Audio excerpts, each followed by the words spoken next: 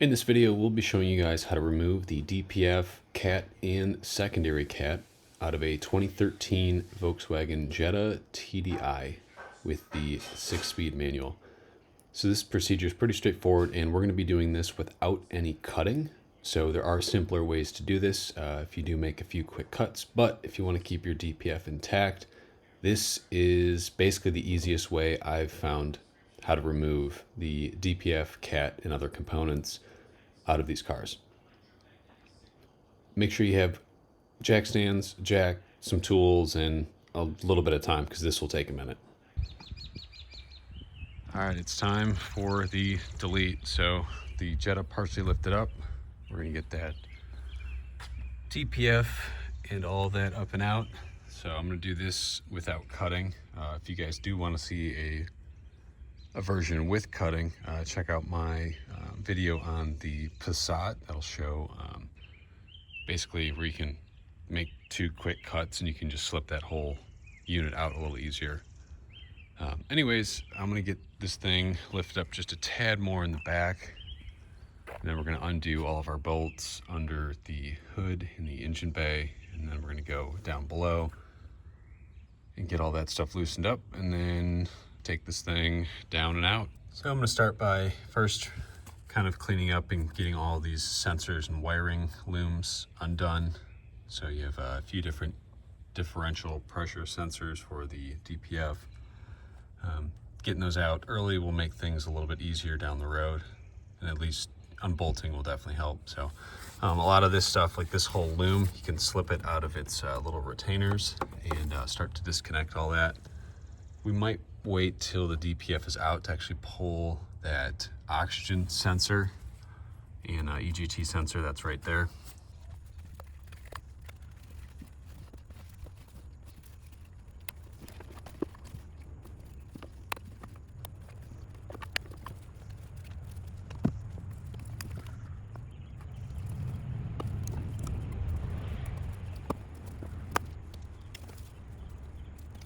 So we have one of these differential sensors at the back. It's right under here, so that takes a T30.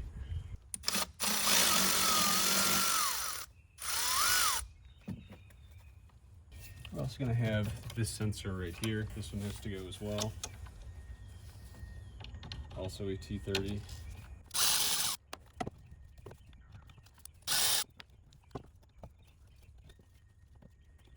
So then back in here, we have our V-band clamp. In the back of the turbo, it's right there. So I'll put this in so you guys can see. That is an HW5. So out of all the previous V-band clamps I've removed off these Volkswagens that I've had over the years, they all seem to break.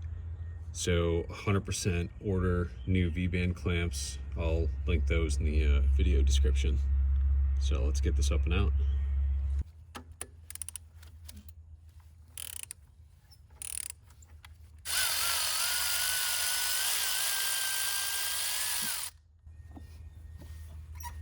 Probably the easiest one of those I've done. So you want to make sure when you are popping this off, you don't damage the DPF depending on what you're going to do with that after the fact.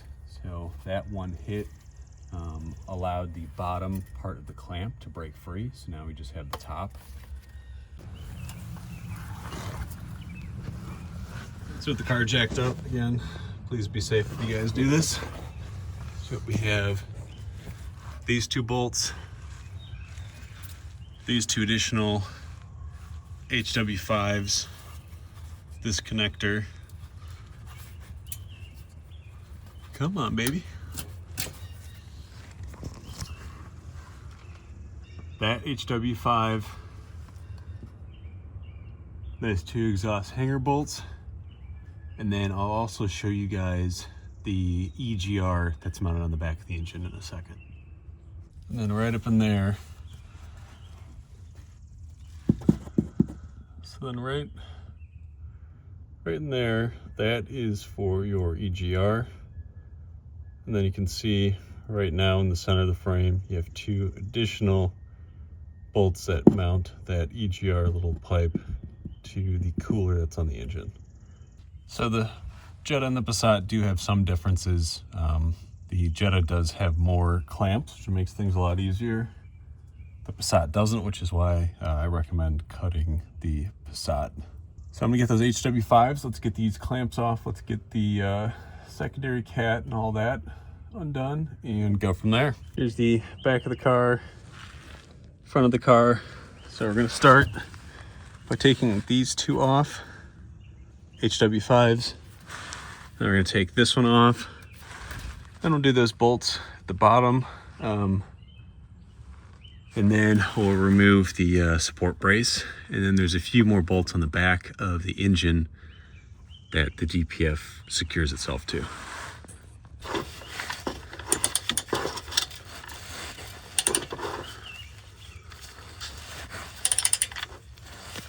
Oh yeah, it's gonna break. It's not even spinning.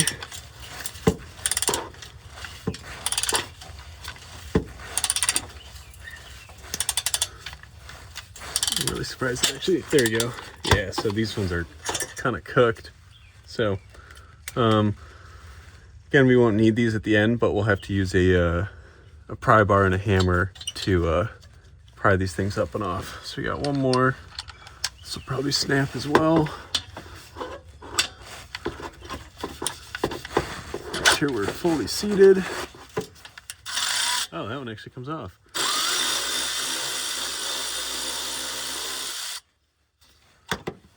Technically, you only really have to take one of these off. But I was gonna try to see if they both would play nice. So we're just gonna hit right in between there, both directions with a pry bar and a hammer. That'll then break those clamps loose. So now let's go towards the front of the car. And we have this one right here.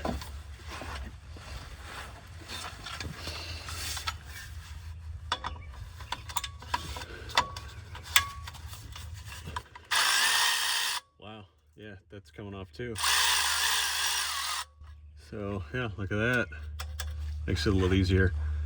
So I'm gonna grab that hammer and pry bar and I'm gonna pop these clamps off and then we'll get that midsection out.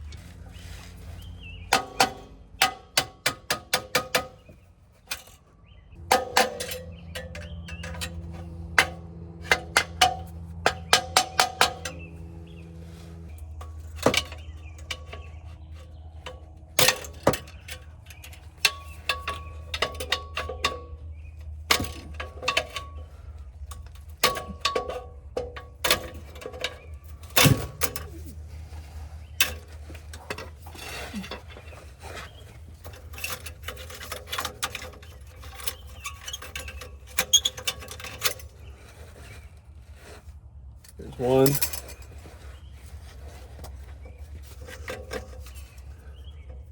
This might need a little more encouragement.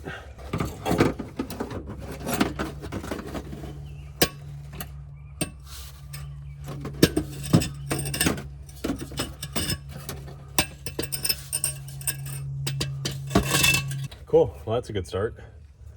I'm gonna try to unfeed these wires if I can, otherwise I'll just cut them. And we'll get those back bolts removed and then start working on the car side.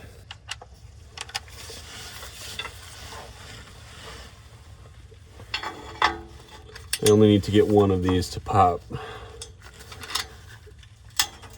it looks like this might be our one.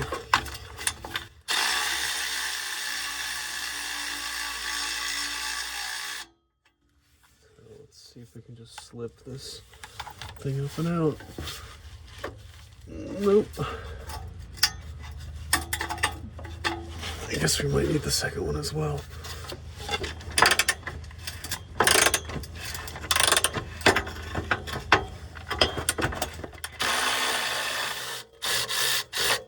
Yep, and that would do it.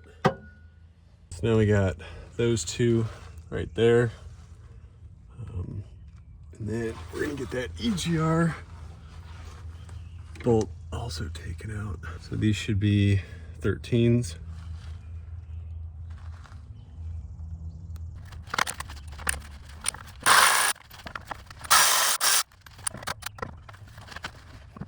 Right there in the center of the frame. That's for EGR. That is a HW5. So I don't really know how I can get you guys a good angle on this as I do it. So I'll join you guys once that clamp has been removed. So now we got to take off the pan under the engine. So that's just 1, 2, 3. What size is this? T45s. And then for the rest of these all around the front, these are a T20.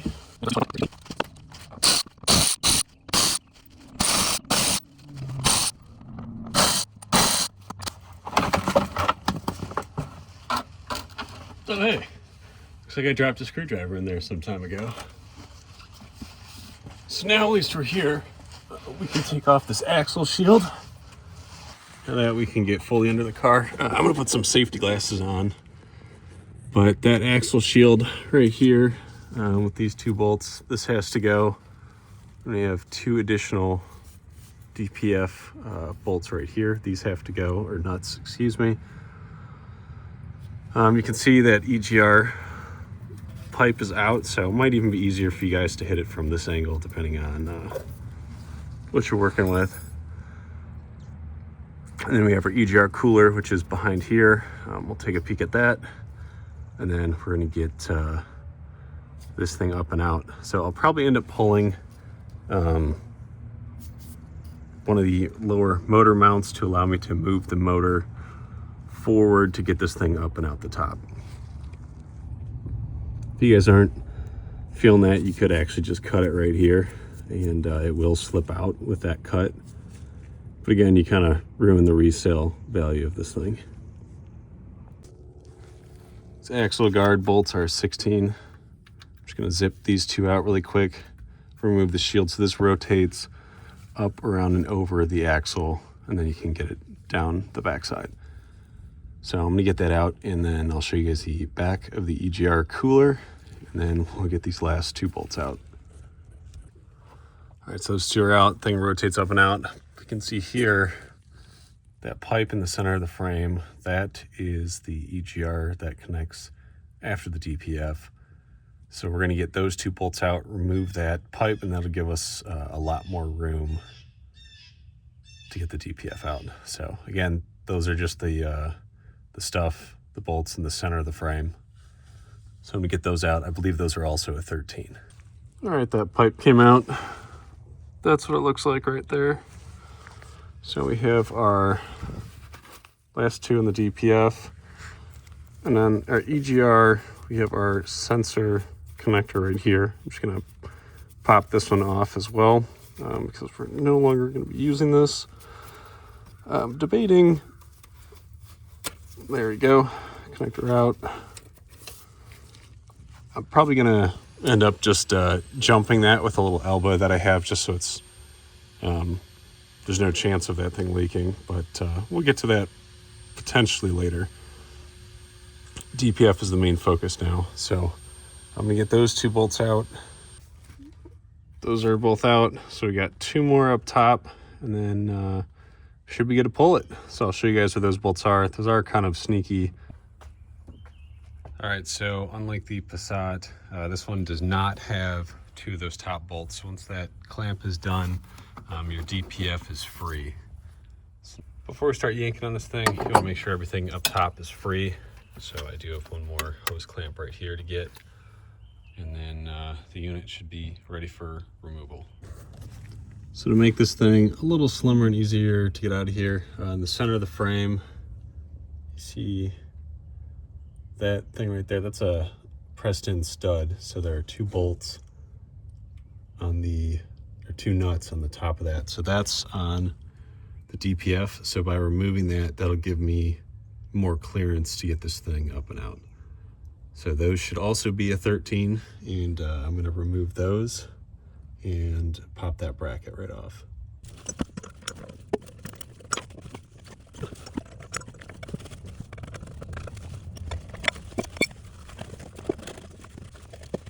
Now is a good time to get that O2 sensor off.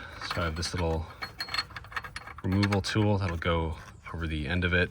So if you guys need one of these, it'll be linked in the description. I'm gonna throw a breaker bar on that and then just break that loose and extract it. O2 sensor is actually surprisingly caked with carbon. Let's see if I can get you guys in the light here. So yeah, I think it was actually caked. So I'm gonna give it a good clean before we put that back in. It's kind of crazy. So everything up here on this side should be good. I'm gonna pull that lower motor mount bolt. That'll give us a little bit more freedom. And then we should be able to pull the DPF out. So with those two lower motor mount bolts out, you can see how you can move the motor now. So you can put a pry bar in between here and give yourself a little more space as needed.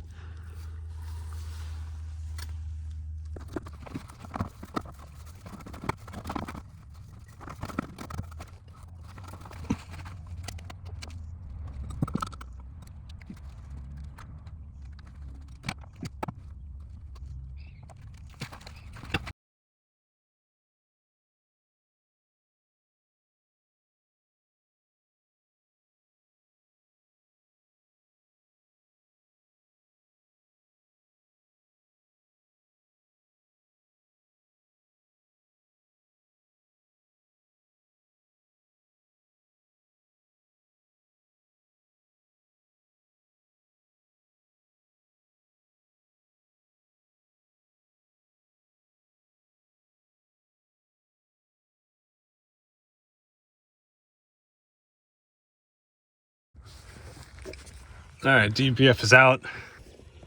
That literally took about a half hour just wiggling it, rotating it. But yeah, I had to pull the passenger side axle bolts just to kind of get a little more room. Very frustrating, but yeah, it came out right through here. It can be done, but it's definitely a lot easier to cut if you don't care about the DPF on the way out. I think for the time being, I'm just going to leave the EGR cooler and I'll deal with that later. So I've disconnected the connector to it and I'm going to put that axle back on, and we can start the work on the top side. So our axle is connected. We're going to reinstall that motor mount or transmission mount, whatever you want to call it.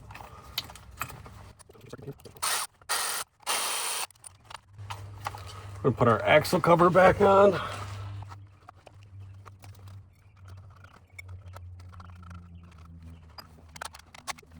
All right, we can put our belly pan back on that goes down here. So those are those T20s. So I'm gonna go do that. I'll join you guys after.